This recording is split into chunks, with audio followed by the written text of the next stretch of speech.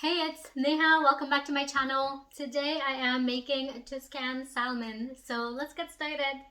To start off with, I'm using 2 tablespoons of butter. I'm letting the butter melt and then I'll be adding in my salmon. For this recipe, I am using salmon without the skin.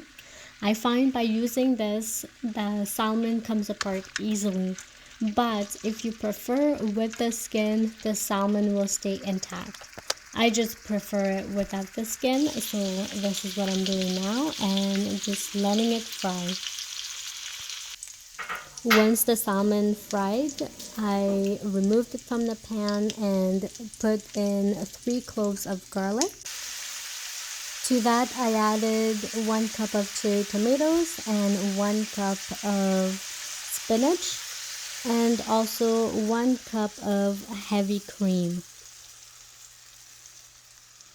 I cut my cherry tomatoes in quarters because I don't like big chunks in there, and I also diced up my spinach. And let this simmer for a little bit and then just keep stirring it. After about 3 minutes, I'm adding in about 1 tablespoon of Parmesan cheese.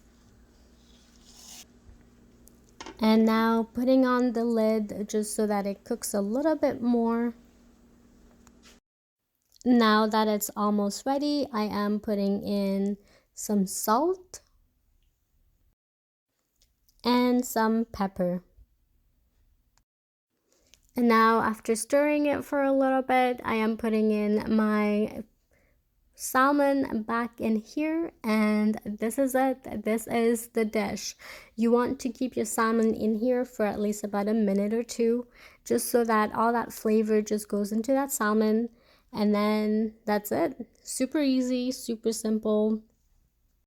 Don't forget to subscribe to my channel, like this video, and comment down below if you've ever tried this. Thank you very much for watching.